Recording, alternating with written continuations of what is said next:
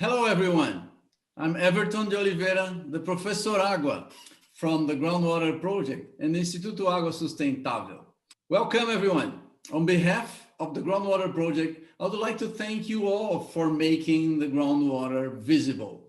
This is the second edition of our event about the photobook Making Groundwater Visible, or yet, Groundwater Invisible Stories.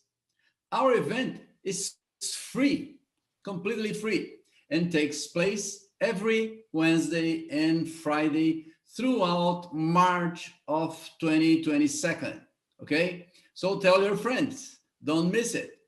Today's session is about groundwater stories in Indonesia.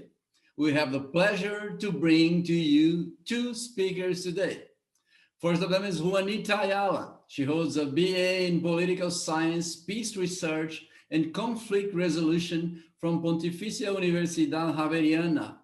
She has a master's in Water Management and Governance from IHE Delft Institute for Water Education. Her interests are the interface between science and policy to improve water management and promote social change, contributing to a sustainable, resilient, and peaceful world. Wow, very good. Our second speaker is Azwar Mohamed. He is a water and beverage professional, hydrogeologist, and a volunteer to the Groundwater Project. Although this is a shorter reading, he has a lot of experience to bring to us, as you will see. Before we jump into the session itself, we would like to invite you all to help bringing this dream come true by donating to the Groundwater Project. It is due to people like you that we are bringing high quality books in many languages to anyone and making groundwater visible. We would like to thank our sponsors for their trust and commitment to make the world a better place by helping making the Groundwater Project arrive to all interested people. First, our three main sponsors, G360, Hydroplan from Brazil, TDS from Saudi Arabia. Other not less important in alphabetical order are Aardvark Drilling, ACOM, Aqua Insight, Aquenti, Blumetric Environmental, Can Pipe, Conrad Well Drilling, the C3 Group, Well and Water Services, 5 Well and Water Services, GeoEnviro Pro, Golder, GSI Environmental, KGS Group, MTE, Solinst, Princeton Groundwater, Synergel from Italy, SS Papadopoulos, Waterloo Barrier, and Well Masters. On top of that, we are supporters that offer in-kind help for us, all right? So those are Hydrogeologists Without Border, Instituto Água Sustentável, Water Research Commission, Groundwater Division from GSSA, and GRIP. Now, you have the pleasure to bring to you our first speakers. Juanita, it's all yours. Thank you very much for joining us. Your time now. Thank you very much for the introduction, Everton. Today I'm going to talk about a research that I carried in Gunung Pati, that's a sub-district in the city of Semarang in the island of Java in Indonesia. So imagine of Semarang as a ball. So there's the downstream part, the bottom of the ball is the city center, and is like the main part of the city. And then the research that I carried was in the uphill, so in the upper part of the bowl. This is going to become important because, as you're going to see, people had, they were aware and they had the conscious of their place in how the water flow. So we are talking here of water, of groundwater, because it's invisible. And I was researching about groundwater governance, and I needed something to anchor my research and to make it visible for me. because later I learned that it was very much visible for the community and the people I was observing and researching. I carried an ethnographic study of how people related to their groundwater. So I chose these objects that you're seeing right now in the screen to anchor my research and to make it visible, mostly for me. These are infiltration wells. They are a kind of managed aquifer recharge technique.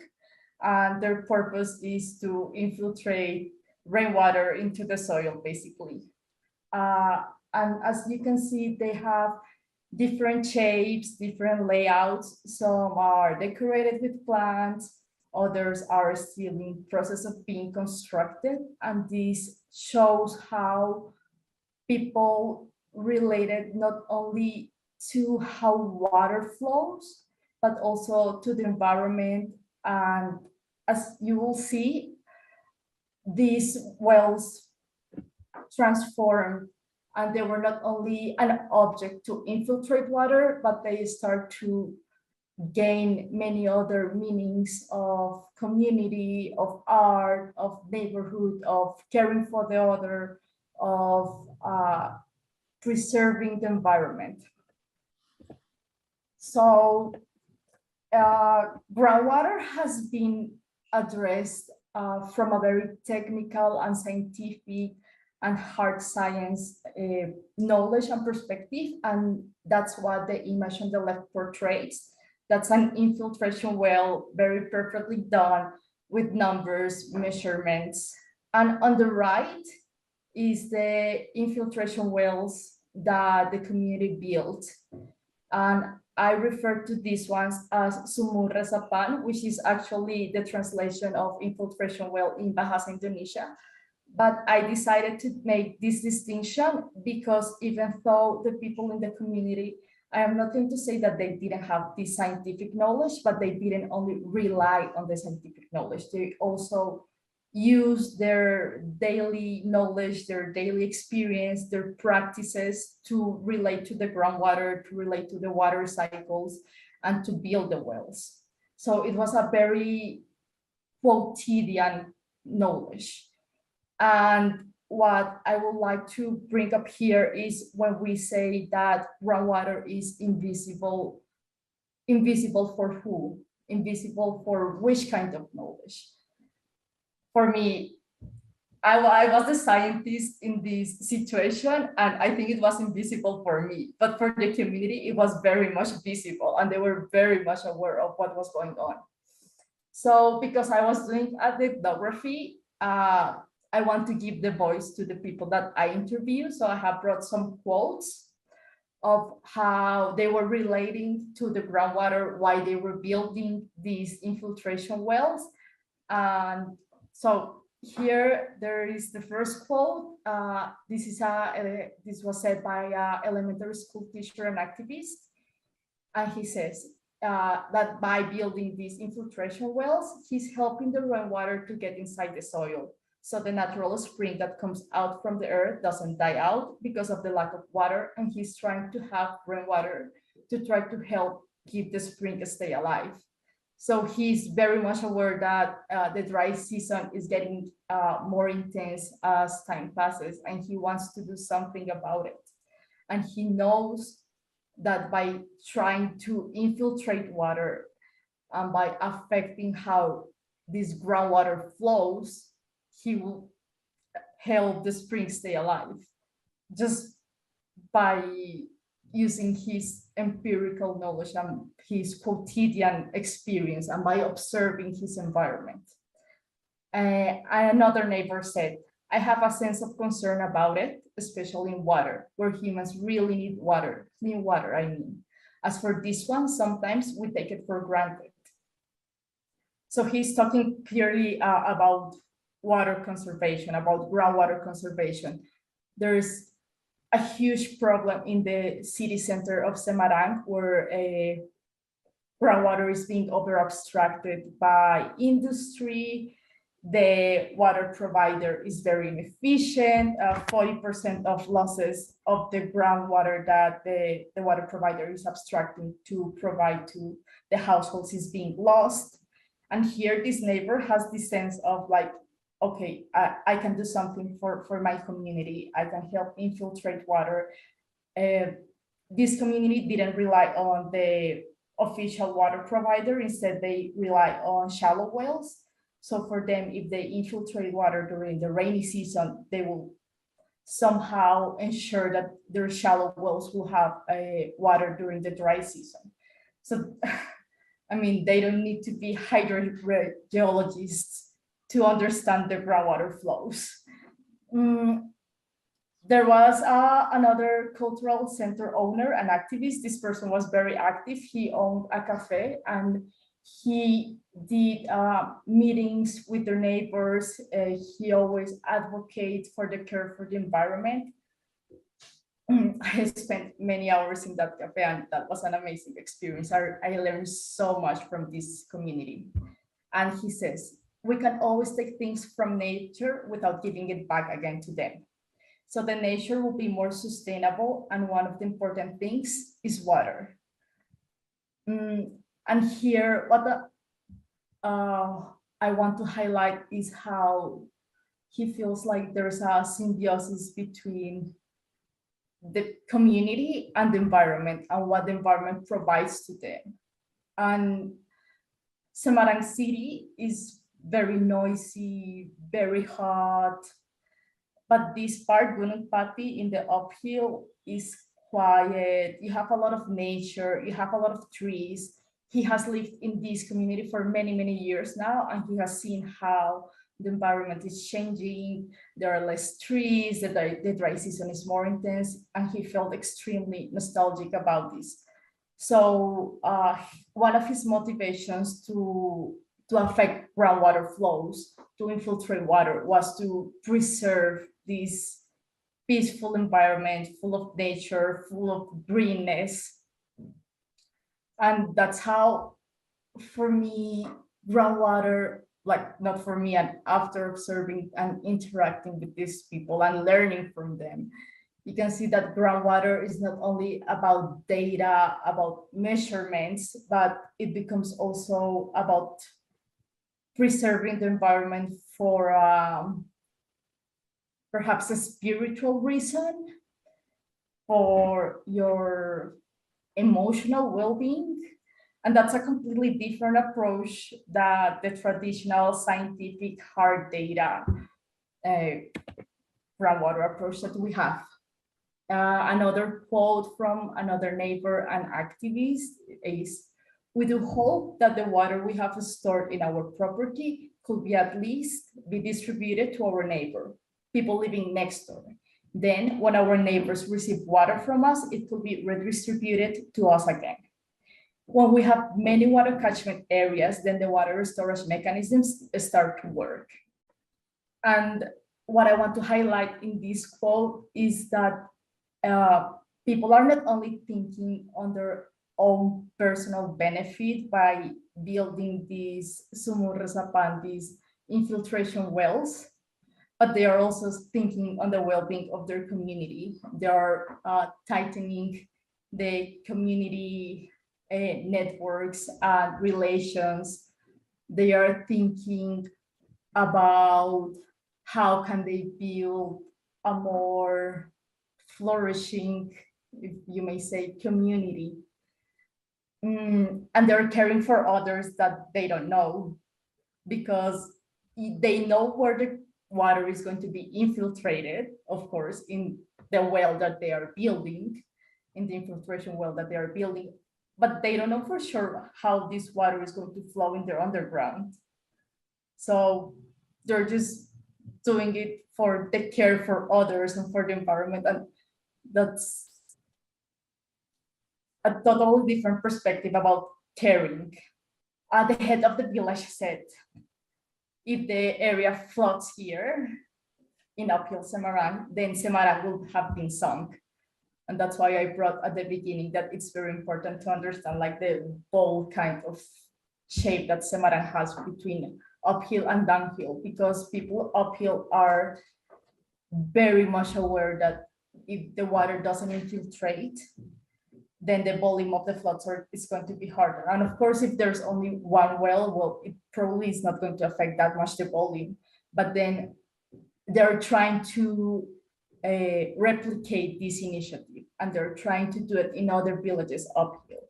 And they're trying to share their experience and to actually build a social and grassroots movement about the care for the environment, about why it's important to infiltrate water, about how to relate to the environment, to the others, to the groundwater flows. And this is a totally different way of governing groundwater, because usually you will think like, okay, we're going to govern groundwater through laws and through regulations and through formal institutions and through hard infrastructure. But these people are governing groundwater from a totally different point of caring, of conservation, in which, of course, you can also trace like power relationships, and you can also trace community relationships and social relationships. But it's a totally different perspective of how to govern water. Of course, there are formal and informal institutions, so laws and regulations and infiltration wells in this case are going to overlap in the same territory, in the same space. But this is a totally different perspective that I want to highlight, because groundwater for them is not invisible. They're very aware of it.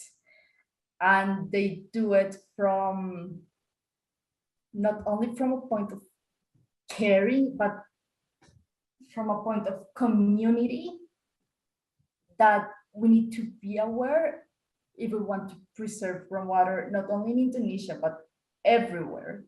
We need to change that chip of that there's only one truth and there's only one way of doing things, and that's the scientific knowledge, and that's the hard data. And I think that's what is remarkable about this movement of infiltrating groundwater in such a quotidian and perhaps artisanal way. So that would be my message. Thank you. And their message, actually. Thank you very much. That was a lovely message. I'm really touched by that. That's very good. I'm really willing to go to Indonesia even more than I was before, to visit and to learn from that. And your message was quite good. So now we have an Indonesian person, Azwar, that's going to add some of his experience to us as well. Please welcome, Azwar. Your turn now. Okay. Thank you. Okay, thank you very much, Everton, to introduce me. So also the community, the committee that inviting me as a speaker to present. And today I would like to present about the groundwater and community in Indonesia. And this is about the study case of the integrated water resources management development at the North Slope of Bromo volcano in the Rejoso watersheds in East Java province in Indonesia. So first of all, I would like to just introduce the Indonesia. Indonesia is a big country with more than 10,000 islands lies in the Indonesia. And this is the map of the groundwater productivity in Indonesia that I take from the country water assessment by Bones et al. In the 2016. So we have the potential of the groundwater about 520 billion meter cubic per year, and by assuming ratio 30%, we can get 155 billion meter cubic per year. So if we see the numbers of the water is a big water, but unfortunately the populations is not really equal in each island. So most of our population, which is the total population in Indonesia, is around 270 million people. But then the 60% of the people is concentrated in the Java island. So in these presentations, I would like to bring our study case in the Rejoso water set, which is here. It's in the East Java province, and this study is a collaboration study between Montpellier University with in France, UGM, Universitas Gadjah Mada in Indonesia, and also in the local NGO, and also with the Aqua and Danone Worldwide. Okay, first of all, I would like to introduce where the Rejoso water set is. So this is a Rejoso water set that lies in the slope of the Bromo Tengger volcano complex. So this is the pictures of the Bromo mountains. It's a beautiful mountains. It's really a lot of the tourists come to this area, because there is in the top of the mountain, you can go to the sand beach in this area. And for Indonesian people, this is very cold country. Indonesia is tropical country, but then in this area can be go down more in the -degree. And this will be the Umbulan, will be the study case that I will mention after this. This is Umbulan. It's a very big springs that they think the flow of this Umbulan spring is 4,000 liters per second. They think. So the situation in the Rejoso water set, that why we choose this water set to become our study, is because we found there is more than 500 community artesian well, which is equal to the 2,400 liters per second. And unfortunately, this artesian well is really flowing. It's every seconds, 24 hours a day, and every day, every week, every month, and every year, just directly flowing without control. And unfortunately, it's only 20% that utilized for the irrigations. And the other 80% is just directly goes to the river and heading to the sea. And this water is really, really good water. It's really precious water. And it's around like 63 billion liters every year is just going to directly to the sea. It's just a waste. And in the other hand, in the recharge area, there is already change on the land use is around the 50%. So the 50% in the recharge area, 51% in the recharge area is already changed. So because the people there, they need something for the living, they need to cut the trees or change the big trees, the wood is become a plantation for the vegetable and etc. So as I mentioned at the beginning regarding about the Rejoso water set, so we can see here when we have the measurement, then there is an NGO that already measured since 2007, while we start the study in the 2017. So we saw here that previously is almost 4,500 liters per second, but today, yeah, is already decreasing to the 3,000 to the 3,500 liters per second. And 6 years ago, the government, the national government, and of course the East Java province government is starting to build the pipeline to utilize this spring water for the municipal company.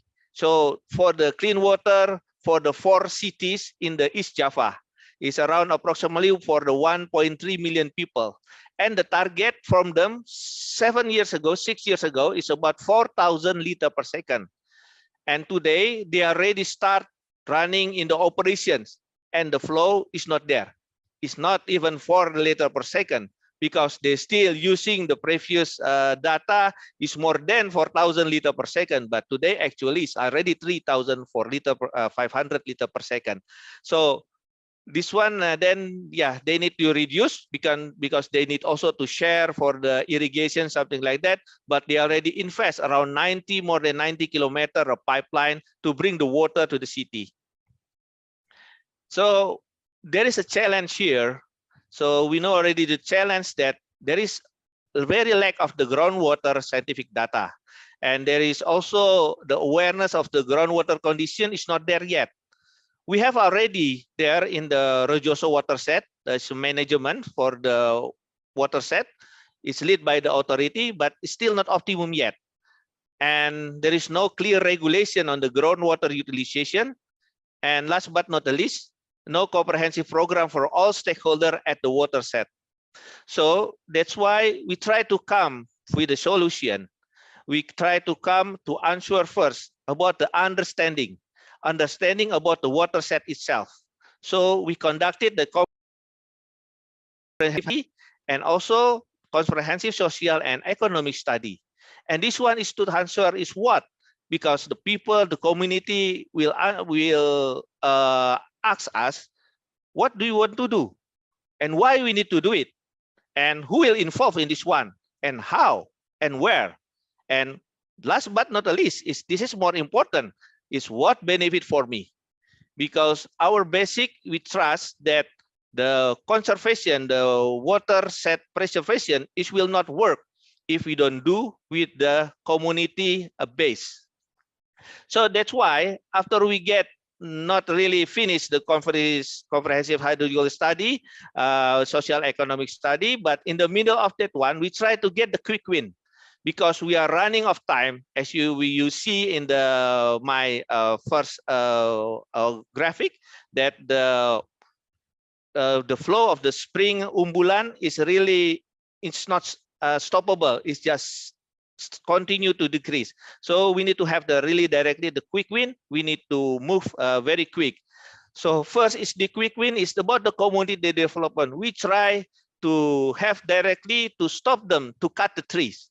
And then the second one is, in the other hand, we need to have the regulation and watershed management advocation.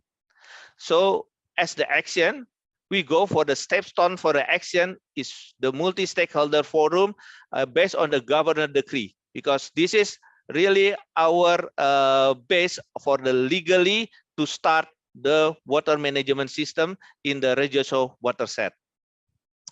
And just for the quick, because this is very, very technical. So as the result, we know already, we have already the knowledge on the groundwater system in the watershed. So we already developed our hydrogeological conceptual model. And also we can already define recharge area. So we know already the answer where we need to do the conservation is and where we need to manage that our discharge is. And then from the study, we make the simulation. And the simulation is important to make the people is understanding, especially about the government, to really understanding what is the situation, what is the problem, what we have to do in this situation. Because of not, we will lose of the water, and a lot of million of the people will suffer in the next coming decade, something like that. So we already measure that the total outflow in the Rejoso watershed is around 7,000 liters per second. But if you can see, there is an artesian well that built by the farmer, by the community to irrigate their paddy field is 2,400. So it's quite big. It's already 30% of the discharge is just by the people make the artesian well with the safe flowing. So if you can see here, if we don't do nothing, if we don't do any interferences, so the springs will be predicted by our simulation is by 2040, the springs will gone. And when the spring is little bit going down and down, which is previously was not really understanding by the people. If you can see in the 2080, the data set is more than 6,000 liters per second, and today is already 35,000 liters per second. Most of the people is not really understand because they don't use this big of the water. So as long as they see the water, so they said the water is always there every year. So we don't lack of the water. But in fact, in the reality, if we measure, we really declining of the water itself.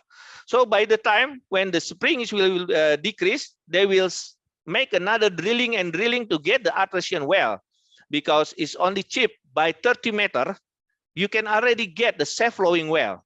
So that's why when they start to drilling and drill again, then after that, it will be finished. It will not safe flowing again. And by 2060, there will be no safe flowing well in the area. and gradually they will replace by pump, and at the end there will be no water, and all the water there will be depletion. So that's why after that we go for the action that become the stepstone of these activities, is to build the multi-stakeholder forum. And we are really proud on this one because it's already established in 2019 based on the governor decree. So when it is based on the governor decree, at least we already get supporting actively from the government itself. And they are really understanding why we need to do something in this water set. So it's really involving around 4 departments. So department who is managing the groundwater, department who is managing the surface water, and also the agriculture, and also the development planning.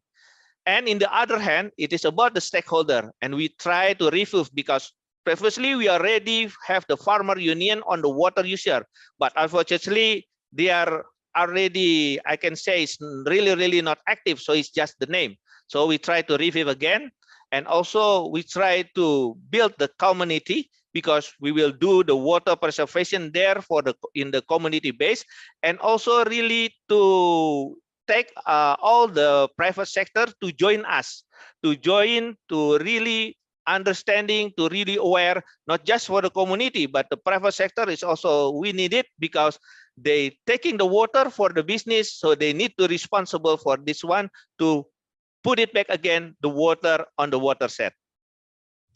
So the solution, which is the big one impact on the water set, because uncontrolled community well. So we try to educate the farmer, the community on the water sustainability and also agriculture. And we give them and to design how is the well construction in the good design. So although it's self-flowing, we can open and close without no problems. So we give them the design, and we try to develop the local driller. So when they need to drill, then they will design in the correct way. So the well will be utilized only when they need it. Not it's just flowing like now, it's just like every second it's just flowing to the sea directly. And also we expected we get the volunteer to close the existing self-flowing well that's not used, and also replacing the existing well or adding the existing well with the new well design that we can open and close. So here the pictures that we try to develop to the people to make the understanding of the driller, how we make the drillings, and how to control the valve to close and open the well in the proper way.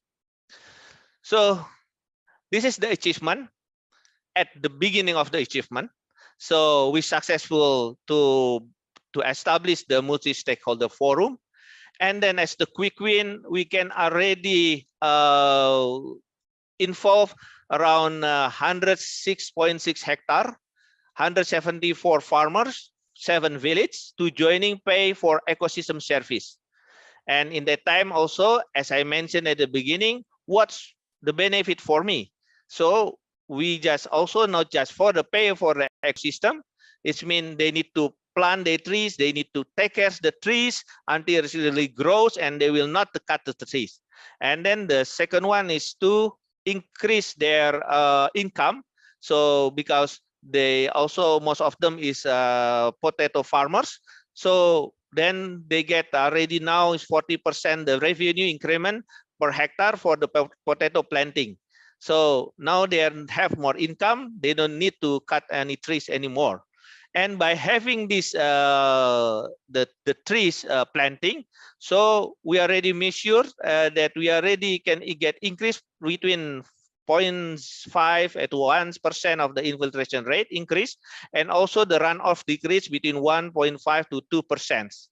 And then we also in the community well, we already have 1 certified driller, and we have already 5 volunteers to close the well and 5 new proper well design, and 90 farmers educated and committed to control the self-flowing well and the new well design implemented. And last but not the least, we also introduced the sustainable paddy cultivation practice that doesn't need more water, So usually now they currently use the water in Indonesia is between 1 to 1.3 liter per second per hectare. So we try to achieve below that one, so around 0.8, something like that. And there is already in the pilot around 65 hectare involved, and then 185 farmer involved and committed to do it. But this is just started. It just 5 years started from the scratch. Now the invisible just become visible for the goodness of the Rejoso community and Indonesia. So for goodness of the nature, let's continue the journey to make it always visible for the groundwater. Thank you very much, Severton. Thank you, Azwar. That was quite an impressive and good to see project. Congratulations. That's very, very interesting. Okay, thank you both for your presentation. I love them. They're different aspects, but they're quite interesting, and it's interesting to see how people were involved into both projects.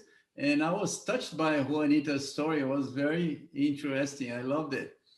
Well, I would like to ask you a personal question. When we have invited you to come to this meeting, we ask you to pick a story, right? How did you pick the story? Why you are touched by the story that brought you here today?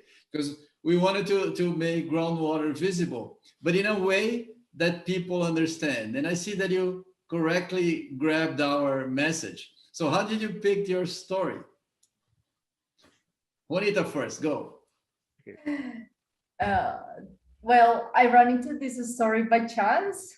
I was very much interested in groundwater, and this was one of the projects available to do my master thesis. But I think that beyond thinking why I chose this story is what this story can tell us about how people relate to groundwater. Because as I said before, I was the scientist, and for me, the groundwater was very much invisible.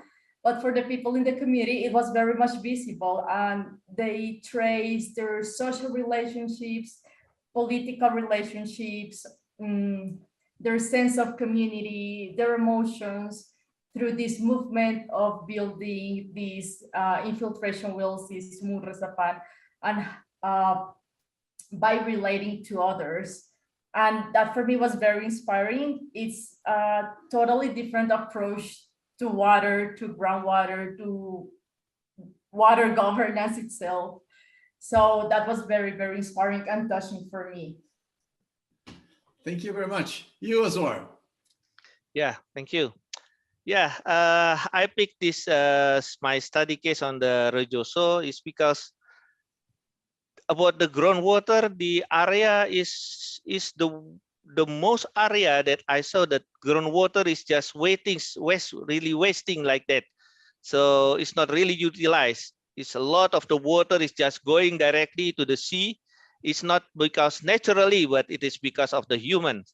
It's not because of the people. They would like to disturbing the nature, something like that. It's not because they are not understanding. Because they need the water, but they don't understand. So, and also we know already that there is a lot of the changing, the depletion from the 80s, from the 6,000 liter per second up down now is after 30 years going 3,500 liter per second.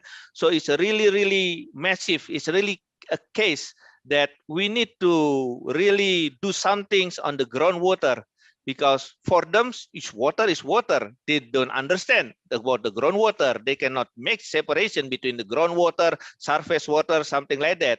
So they just need water, and then they have the very, very precious, very good water quality, and then they just enjoy it, and then don't know that by the time the water, they will gone, because till today, they still see the water there. But by measurement, you already lost by 30 years, 50% of the water itself.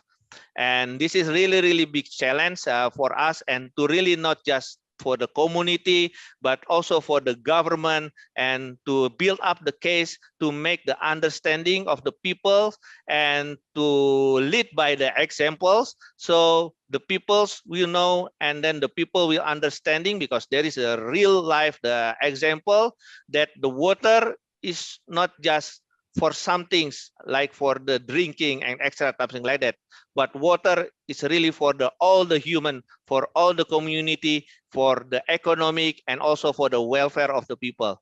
So that's why I love to bring this case, and I hope it can be become the example that can be learned by someone, and also we are open to accept some suggestion or proposal, something like that. That's very, very nice. Congratulations. Juanita, I have a question for you. You've been there in Indonesia, and you're from Colombia. You're my neighbor here in Brazil, right? You've been there to Indonesia. In Indonesia is, you know, like Azwar mentioned to us, Indonesia is a nice country for us to start because it's a multitude of places, and you have culture, you know, different culture in different islands, and it's not easy to see, but to put together. But I have a question. We clearly see that you have a point in Indonesia where people were concerned about recharge.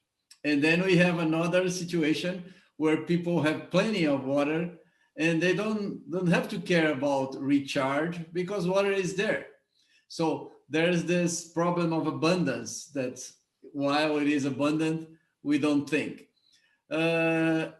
As you have that experience, Juanita, what would you see as a suggestion for Azwar's project? You can brainstorm, doesn't matter, it's not a critic, it's just to stir conversation here. We're among friends. Wow. That's a difficult question. I know, but you know, it's just for fun. But I think one of the biggest lessons from my research is, and I think it's also present in Azwar's research, is the sense of community, the sense of caring for others, but also thinking in terms of sustainability for future generations.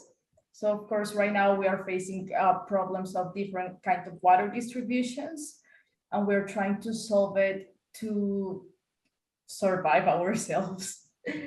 But we need to project that those solutions for future generations and for the sustainability of our societies, and also to start approaching nature in a different manner. Nature is not an object and is not static, and we are not there to intervene it, but more like a symbiosis of that we receive and we give back.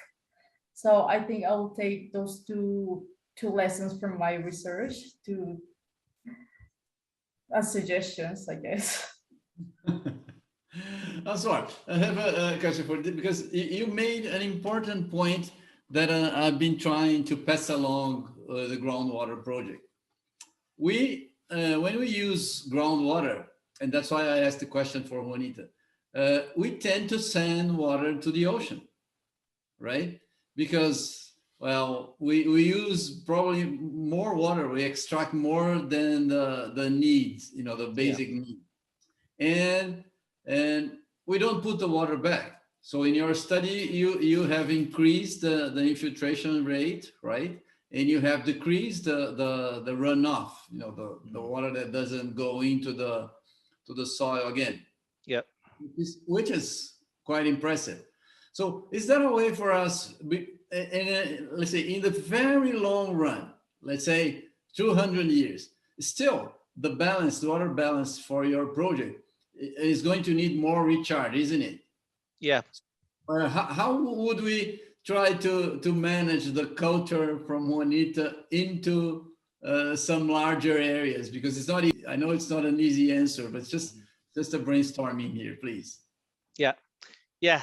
Thank you for the question. I think it's a good question, and also it's a big challenge, to be honest. Yep. Yeah, this is really a big homework for us. So till today, we just like every quarter we do a meeting like a forum discussion group that involving the community and also the stakeholders. Because until now, after the establishment of the multi-stakeholder forum in the 2019, yeah, we still cannot get a lot of the private sector to join us, because at the end we need the funding for this one. So that's why it's quite a big challenge on this one. And we still try to make the peoples is understanding, the private sector is also understanding, because sometimes they said that we already fulfill our obligation, so we already do the plantation, something like that, the planting, but they are not following us. The planting is not in our recharge area that we already defined.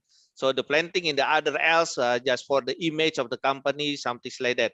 So this is kind of the challenge, but we still continue. So we still continue to involving the professor from the UGM University and also the government and also about the community. And we still also try to bring some of the investment for the funding and to make the plantations and to really make the people of their income to increase, so they really would like to manage or take care of the trees. And also we try to bring our technology there also, regarding about that every tree have the barcode. So they have a QR code. Sorry, not the barcode. Every trees have the QR code, and every trees will be already registered in the. We work with also the other NGO in the what we call this Jejakin. Yeah. So everything is already make all the data, all the list is already there for the trees. So we know really already the trees, which one the trees is not live or will already cut or something like that. So we try to do that. But then the most important thing here is we need to stop the well, because as we mentioned that we are already more than 500%, and this is already 30%, more than 30% of the discharge of the well itself. Because we know already tree plantations and etc., something like that, the conservation activities in the recharge area will have the impact a lot, but then need time, because we already calculate the resident time is around 35 years for the water itself. And then the quick win is for to really close and to replace their community well, and also make them understanding for the agriculture that they don't need a lot of kind of this water to have a very good crop, something like that. Now we are on the piloting to proving that you don't need a lot of the water, but you can get more productivity on your paddy field. Thank you. That's very good. Thank you very much. That's very, very, very good. So it is a long-term experiment. We have to improve as it goes. Very, very nice. But I love the message from Juanita, that it can also be like a spiritual experience, because people think and they feel they're doing good when they put water back. And I believe we should focus on something like that, not only for Indonesia, but for all countries. We have many places in the world that are going dry because we extract water and we don't put back. So we have to give it back to nature, as Juanita happily put it for us. That was very, very interesting. So I have a question about culture, because we're picking Indonesia as an example. And of course, Colombia as well, you have the ocean, you have the forest, you have everything there. So it's mostly everywhere that we have cultural differences, but Indonesia is a good example for us. So how is it, how difficult it is to make groundwater management or water management in general for a country with all these cultural differences? What would be the extra difficulty that you see, Azwar, being an Indonesian? Yeah, at the beginning is always when we try to start in a lot of the watershed locations, it's always a challenge. The challenge is there is a culture and also there is a belief. And but if they have the cultures, it's just we need to understand their culture. And that's why we already start out, we always start with the socials and also and economical studies. So we need to understand their cultures. And at the end, when they are understand and we already knows also who is the key stakeholder, who is the key influencer, and we are already make them understanding knowledge and everything, then they will easily to follow after that. But of course, we need to do the quick win, and then we need to become the example for them. When they see the example, it is more easy to them to follow, more easy to them to understand about the groundwater. But when it's come to the belief, this is very difficult. And to be honest, I still not success when it's come to the belief. Because there is some area that they believe that the water is only come from the sky. The water cannot be come from the earth. So when the water is come from the earth, is God created that one. It's because the spring. But if not the God created that one, if the human created that one, it's a devil works. So it's a difficult. So everybody in that village is really don't dare to do some things, or they don't dare to drill, or they don't allow it someone to drill. Although the water is they need the water, because there is some area that only they crop the paddy field is only once time a year, because they really depend from the rain. And then we come there and we try to educate them. We have the forum discussion group for the 3 months, something like that. And the people in the village is understand. And they agree to do it, because we said that we can increase your productivity of paddy field, become 3 times harvesting a year compared to the ones today. And they understand. After that, they love to do that. But at the end, when we would like to drill for them, and there is another key leader that we are not expected, but they are come from the province, and they said, you are doing some devil job, stop. And everybody just stop, it's finished. And so when it's come to believe, it's kind of really difficult. And to be honest, we are still not success on that one.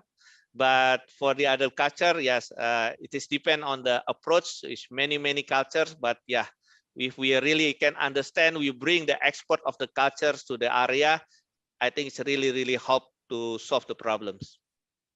Oh, that's very nice. We will, as we're producing our photo book with stories, I would love to have one of these stories. This one you mentioned about seeing water in a groundwater as an evil thing. That's quite interesting, So I hope we can work together on that as well. That was very nice. Okay, please, welcome.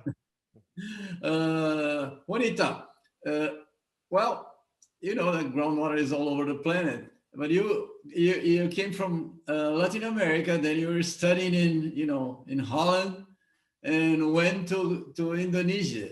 So what cultural differences have you found in Indonesia working there? Groundwater speaking, of course, but what your because I see that you yourself, you grew from that experience. We can see, as you mentioned. So what can you tell us about that? Well, I wouldn't focus on the cultural differences, but perhaps in my own ignorance with groundwater. Like for me, it was amazing how these communities relate and interact with groundwater on a daily basis. And for me, water was about opening the tap and relying on a tap. Like I was not aware of where my water came from, of the impacts of using that water, or on the impacts of consuming certain kind of food and with what water that food was being grown. So I think cultural differences, perhaps I wouldn't be that sure. I think water, instead of creating differences, create similarities, and we all rely and need water. And I think that's the beauty of water that unites us all. It's a global flow. But it definitely opened my eyes and it made me realize that I didn't knew that much about my daily water practices and my daily water choices, that I was not aware of so many different things, and that perhaps I thought I was caring for the environment, I was caring for water, but actually I was not doing something as this community did. They were physically and directly interacting with their groundwater flows. So that's why I was super emphatic in saying that the groundwater was invisible for me, and I was the scientist. I was the one who was supposed to know about it, but I was the ignorant there. And they taught me so much about how they interact with that groundwater, and how it was very much visible for them, that was owing. That was very inspiring, and that made me reflect a lot of my position as scientist, and also my position as academic, and my position as a human and as part of a community. How do I relate with the water, with my groundwater? Do I care where my water comes from? And I think those are questions that we all need to make to ourselves. Are we really aware of where our water comes from and the impact of using that water, of transporting that water? So I think that will be it. Not the cultural differences, but rather how aware we are. Very good, guys. I'm loving this talk really, but our time is up. We're sorry to I'm sorry to say that, but we'll be in touch for sure. So please, I would like you to make a final statement, very brief. Azwar, you may start. So if there is last thing that you need to bring, to give to your grandchildren, it is groundwater. Thank you. Very good. Thank you very much. Juanita. Oh, this is a difficult one, but I would think my final remark will be to question what kind of knowledge we think is the truth knowledge. There are many different kinds of knowledge. They're all valid, and they all can help conserve groundwater. Thank you very much. Thank you very much. You're doing a great job, guys. Thank you very much. I love participating with you today. And we see that we have lots to learn from everybody, from every culture. We know that groundwater is there. It is, as Juanita puts it, it's visible to some, it is invisible to some others. But as we're working on the groundwater project, it's our aim to put together and to bring the similarities, as was mentioned by Juanita, to make people, work for a better world and for our grandchildren, as Azwar has mentioned very wisely. Thank you very much, everybody. We would like to thank you all for participating. Please help us make groundwater visible by following us on social media, sharing with your friends and foes alike. Distribute our material, help translate our books and publications, as Azwar has done it very well. Thank you. Thank you very much. And consider making a donation. We are a non-profit, not-for-profit organization that depends on people like you. Access the website of the photo book, Making Groundwater Visible, and learn more about the project, how you can tell your story, donate or sponsor it. Our website is www.groundwatervisible.org. I repeat, www.groundwatervisible.org. Okay, thank you very much. We'd like to thank again all our sponsors and our supporters as well. welcome, and thank you for making the world a better place. Thank you. Thank you. Bye.